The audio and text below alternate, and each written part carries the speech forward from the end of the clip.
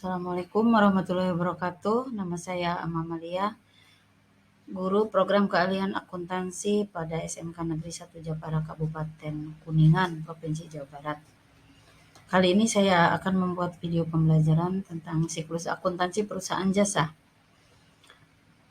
Tujuan pembelajaran ini adalah satu, siswa memahami karakteristik perusahaan jasa. Yang kedua, siswa memahami siklus akuntansi perusahaan jasa. Yang ketiga, siswa memahami transaksi dan bukti transaksi. Yang keempat, siswa memahami pencatatan transaksi ke dalam jurnal. Sekarang kita akan mengetahui apa sih yang dimaksud dengan perusahaan jasa. Perusahaan jasa merupakan organisasi bisnis yang aktivitasnya memberikan layanan jasa kepada pelanggannya. Contohnya layanan salon kecantikan, bengkel, klinik kesehatan atau rumah sakit, dan sebagainya. Kemudian berikutnya kita akan melihat siklus akuntansi yang terjadi di perusahaan jasa. Awal dari kegiatan siklus akuntansi perusahaan jasa adalah jenis transaksi yang terjadi pada perusahaan jasa. Yang pertama, investasi pemilik atau calon pemilik. Transaksi ini terjadi ketika seorang investor atau seseorang ingin mendirikan sebuah perusahaan, baik itu perusahaan pribadi maupun perusahaan gabungan dengan orang lain. Transaksi yang kedua yaitu pembelian perlengkapan dan peralatan. Perlengkapan dan peralatan merupakan sarana yang mendukung kegiatan usaha yang terjadi pada perusahaan yang bersangkutan, di mana peralatan adalah aset perusahaan yang bisa digunakan lebih dari satu periode akuntansi. Sedangkan perlengkapan perusahaan adalah aset perusahaan yang habis pakai atau habis dipakai kurang dari satu periode akuntansi. Yang keempat adalah transaksi pendapatan jasa. Kegiatan yang dilakukan oleh perusahaan jasa adalah layanan jasa kepada pelanggan. Sebagai feedback dari kegiatan tersebut, customer memberikan hasil kepada perusahaan dalam bentuk pendapatan jasa. Yang keempat yaitu beban usaha. Beban usaha merupakan pengorbanan yang dilakukan oleh perusahaan jasa dalam melakukan kegiatannya sehingga menghasilkan pendapatan atau income bagi perusahaan. Yang kelima, piutang usaha. Piutang usaha merupakan transaksi yang dilakukan oleh perusahaan dalam memberikan layanan kepada customer atau pelanggannya dengan pembayaran tempo. Berikutnya kita akan melihat analisis dan bukti transaksi.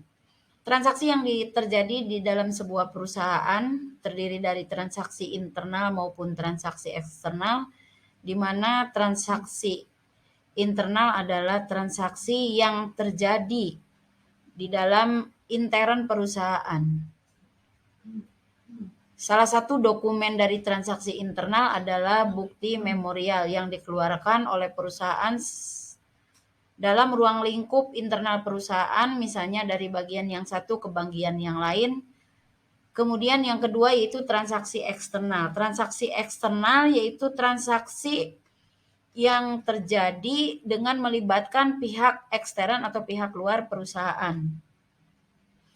Transaksi eksternal dilakukan dalam rangka hubungannya dengan para pelanggan perusahaan, baik itu customer maupun supplier atau vendornya. Kegiatan yang dilakukan dengan pelanggan yaitu dalam rangka pelayanan jasa publik atau memberikan jasa kepada para pelanggan, sedangkan kegiatan dengan pihak eksternal supplier atau vendor yaitu kegiatan perusahaan dalam rangka pemenuhan kebutuhan-kebutuhan perusahaan dalam rangka memperlancar sebagai sarana dan prasarana terlaksananya kegiatan perusahaan sehari-hari. Salah satu dokumen yang termasuk ke dalam transaksi dengan pihak luar perusahaan yaitu adalah faktur. Faktur yaitu bukti transaksi yang dilakukan oleh perusahaan, baik itu kegiatan pembelian ataupun penjualan yang dilakukan oleh perusahaan yang dilakukan dengan tempo atau kredit. Kemudian dokumen yang kedua yaitu nota. Nota yaitu sebuah dokumen transaksi dengan pihak eksternal di mana transaksi yang dilakukan itu dilakukan secara tunai atau on cash. Yang ketiga, cek. Cek yaitu pembayaran atau penerimaan keuangan perusahaan dengan menggunakan cek tidak dalam bentuk uang tunai. Yang keempat, kwitansi. Kwitansi yaitu merupakan bukti transaksi tentang penerimaan atau pengeluaran uang tunai. Kemudian berikutnya adalah dokumen-dokumen lain yang ada kaitannya dengan pihak eksternal perusahaan. Selanjutnya, kita akan mengawali kegiatan pencatatan dalam perusahaan jasa di mana setiap transaksi dan dokumen transaksi yang terjadi di dalam perusahaan itu dilakukan dalam buku harian yang disebut dengan jurnal umum atau general journal. General journal merupakan catatan untuk mencatat kegiatan atau transaksi perusahaan yang dilakukan secara kronologis. Di sini general journal mempunyai 3 fungsi, yaitu yang pertama sebagai fungsi analisis, di mana sebelum ditulis dalam buku jurnal, sebuah dokumen transaksi harus dianalisis terlebih dahulu. Yang kedua, fungsi pencatatan bahwa setiap transaksi dicatat dalam buku jurnal dan dilakukan secara kronologis atau sesuai dengan urutan kejadiannya. Yang ketiga, fungsi historis. Fungsi historis di sini bahwa setiap terjadi transaksi dengan dokumen transaksinya dicatat di kolom debit dan di kolom kredit sesuai jumlah nominal yang ada di dalam bukti transaksi. Adapun form jurnal umum itu terdiri dari tanggal. Tanggal itu di mana di sini ada tahun dan bulan, tanggal, bulan dan tahun kejadiannya.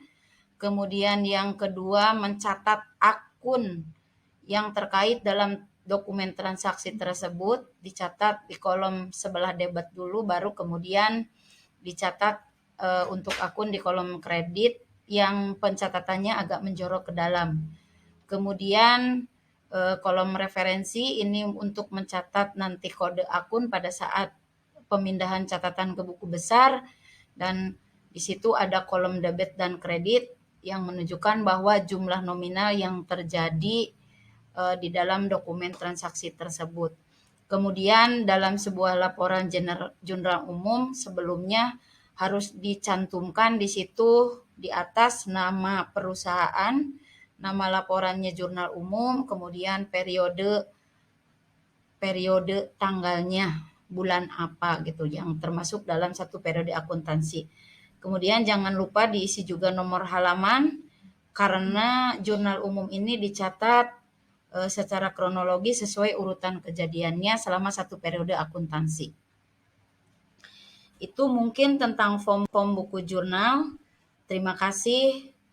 Sampai di sini dulu untuk siklus akuntansi perusahaan jasa dalam submateri pencatatan ke dalam transaksi jurnal. Terima kasih atas perhatiannya. Semoga kita selalu dalam lindungan Allah Subhanahu wa taala.